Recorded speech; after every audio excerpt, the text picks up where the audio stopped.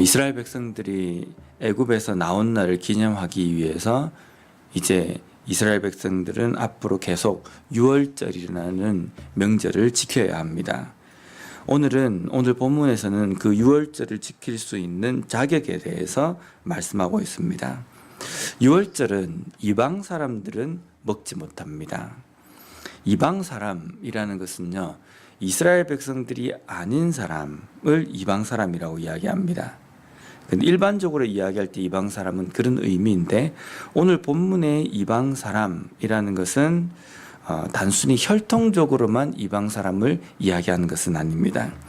왜냐하면 출애굽기 12장 38절 말씀해 보면요, 수많은 잡족과 양과 소와 심이 많은 가축이 그들과 함께 하였으며, 지금 이스라엘 백성들이 애굽을 나오는 그 시점에서 이스라엘 백성들의 그 회중의 무리 안에는 혈통적으로 이스라엘 백성들도 있지만 거기에 보면 수많은 잡족이라고 이렇게 표현이 되어 있습니다. 이것은 이스라엘 백성들 그 회중 안에 이방인들, 혈통적으로 이방인들이 포함이 되어 있다는 겁니다. 430년 동안에 애굽에서 사는 동안에 그 애굽 안에 있는 이스라엘 백성이 아닌 그런 사람들이 있었습니다.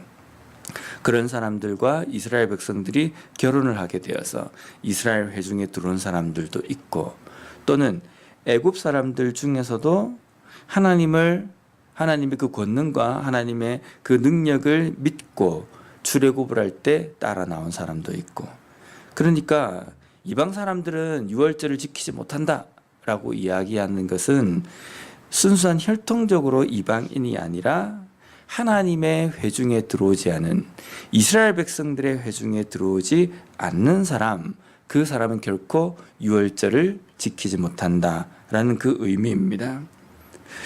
그리고 유월절은 할례를 받은 후에만 먹을 수 있습니다. 그러면서 돈으로 산 종의 경우를 예를 듭니다.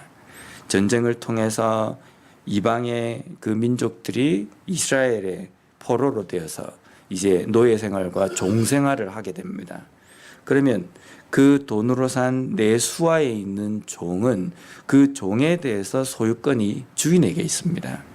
그 종의 심지어는 생명까지도 주인의 손에 달려 있습니다. 그래서 이 주인은 이 종을 사서 자기 집안에서 일을 하게 한다고 한다면 이 종에게도 할례를 행했습니다.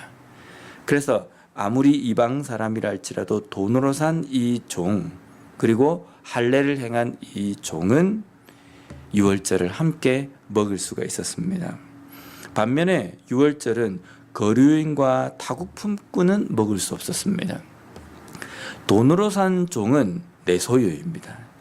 그런데 타국품꾼은 다른 나라 사람이지만 그 사람이 이 이스라엘 회중에 들어와서 돈을 받고 일을 하는 겁니다. 이야기하면 그 정당한 보수를 받고 일하는 사람이기 때문에 파견을 받은 사람입니다. 그래서 그 사람은 이스라엘 백성들 누군가의 소유가 아니라 그 사람은 그 사람의 나라의 어떤 국적을 갖고 있는 겁니다. 그렇기 때문에 타국품꾼은 절대로 유월절을 지킬 수 없습니다. 그리고 거류인이라는 것은 그냥 여행자 신분입니다.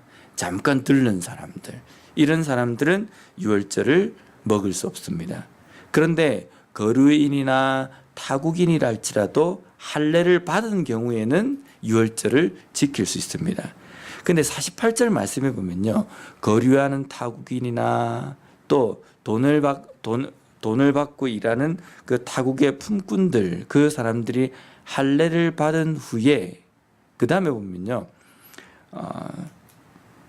너희와 함께 거류한 타국인이 여호와의 유월절을 지키고자 하거든 그 모든 남자는 할례를 받은 후에야 가까이어 지킬지니 곧 그는 본토인과 같이 될 것이나 라고 이렇게 되어 있습니다.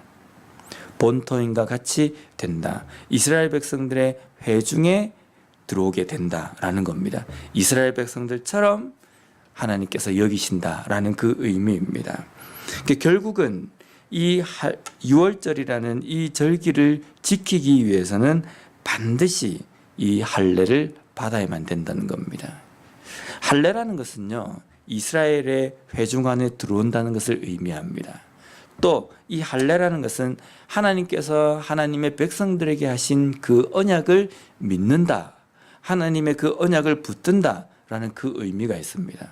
또한 이 할례는 예수 그리스도를 통해서 우리를 죄와 또 사망의 권세에 있는 육신 아래에 있는 우리를 해방시켜 주시는 것, 그것을 의미합니다.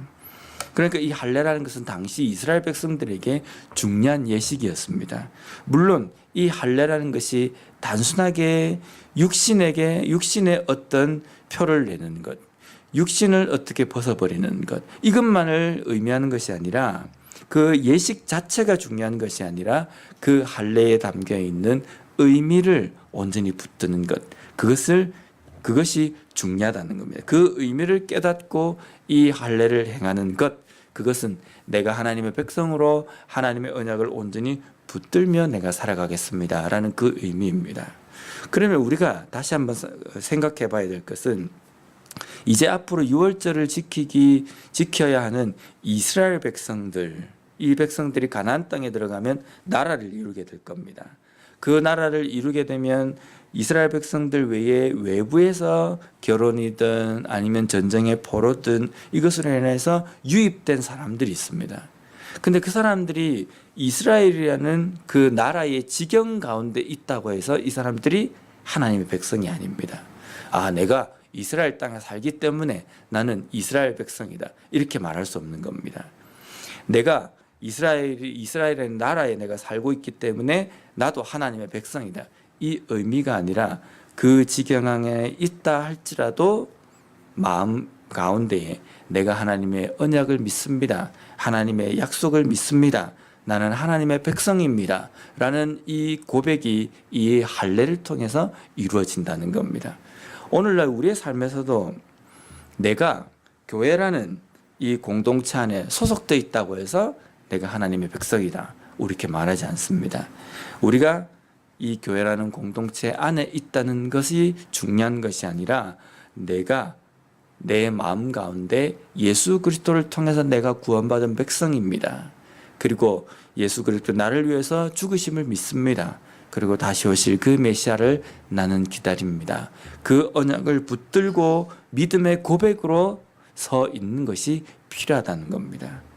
나는 과연 교회 공동체 안에 일하는 그 공동체 안에 있으면서 무늬만 예수 믿는 사람, 그리스도인인 것처럼 있는 것이 아니라 내 삶에, 내 마음 중심에서 예수 그리스도를 주라고 고백하며 온전히 마음의 할례를 받고 있는, 그러므로 말미암아 하나님의 백성으로서 이 땅의 삶을 살아가는 우리 모두가 되었으면 좋겠습니다. 기도하겠습니다.